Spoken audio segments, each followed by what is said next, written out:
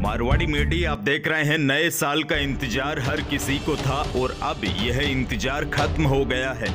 और अब बड़ी बात यह है, खास इंतजार मुख्यमंत्री अशोक गहलोत की ओर से नए साल में दिए जाने वाले तोहफों पर है। क्योंकि मुख्यमंत्री गहलोत ने पूर्व में कई घोषणाएं की थी जिनका लाभ वर्ष 2023 में मिलने वाला है। साथ ही में फरवरी में बजट सत्र आने वाला है। यह बजट गहलोत सरकार के इस कार्यकाल का अंतिम बजट है। इसीलिए इस बार के बजट में प्रदेशवासियों को बहुत ज्यादा उम्मीदें हैं। आइए जान लेते हैं प्रदेश के मुख्यमंत्री अशोक गहलोत वर्ष 2023 में क्या क्या सौगातें देने वाले हैं। सीएम गहलोत ने हाल ही में घोषणा की है कि सरकार गरीब परिवारों को 500 रुपए में गैस सिलेंडर देगी। हालांकि इसके बारे में हम पहले भी कई बार बात कर चुके हैं, तो बार बार दोहराने से फायदा नहीं होगा। बड़ी बात यह है, अप्रैल 2023 में बीपीएल परिवारों को मात्र 500 रुपए में गैस सिलेंडर मिलेगा। चलिए आगे बढ़ते हैं। देखिए, मुख्यमंत्री अशोक गहलोत ने पूर्व बजट में जन आधार कार्ड होल्डर प्रदेश की सभी महिला मुखियाओं को स्मार्टफोन देने का ऐलान किया था।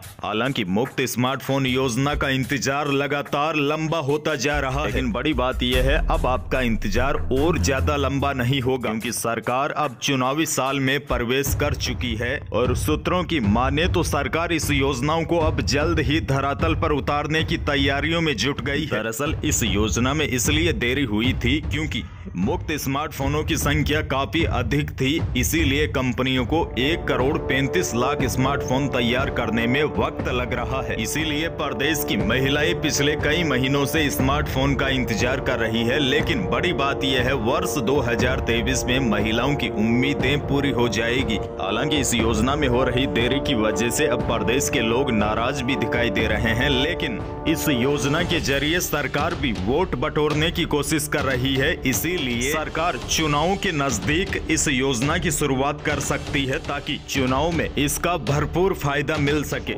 अगली बड़ी अपडेट की बात करूं तो मुख्यमंत्री गहलोत बीते 4 साल में 1,35,000 युवाओं को सरकारी नौकरियों में नियुक्ति दे चुके हैं और करीब 1 लाख नौकरियों की भर्ती प्रक्रिया चल रही है। गहलोत ने ऐलान किया है कि वर्ष 2023 यानी कि फरवरी में पेश होने वाला बजट युवाओं को समर्पित होगा। इस बजट में 1 लाख और सरकारी नौकरियों की घोषणाएं की जाएगी। बेरोजगारों को तोहफा देते हुए पदों की संख्या में बढ़ोतरी भी की जा सकती है। साथ ही संविदा कर्मियों को भी गहलोत बड़ा तोहफा दे सकते हैं। अलग अलग वर्ग के संविदा कर्मियों को स्थायी करने का ऐलान भी किया जा सकता है। वहीं देखिए, अगली बड़ी अपडेट की बात करूं तो पिछले कुछ सालों में ऐप बेस्ड कंपनियों की सेवाएं तेजी से बढ़ रही है, जैसे Ola, Uber, taxi service, Zomato, Amazon, Flipkart जैसी ऐप बेस्ड कंपनियों में काम करने वाले युवाओं का काफी शोषण होता है। कंपनियां काम बहुत ज्यादा करवाती है, लेकिन नियम ऐसे बना दिए हैं कि काम करने वालों को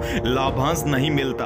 और पिछले दिनों सीएम गहलोत ने ऐलान भी किया था कि ऐप बेस्ड कंपनियों में काम करने वाले अधिकतर युवा ग्रामीण क्षेत्रों से ताल्लुक रखते हैं। कंपनियां उनका शोषण करती है। इन कामगारों का रोजगार सुरक्षित करने के लिए सरकार कड़े प्रावधान करने जा रही है। संभवतया सरकार ऐसे कामगारों के लिए पेंशन का ऐलान भी कर सकती है। और अगली बड़ी अपडेट की बात करूं तो सरकार अगले बजट में यानी कि 2023 में किसानों के लिए भी पेंशन जैसी योजना ला सकती है।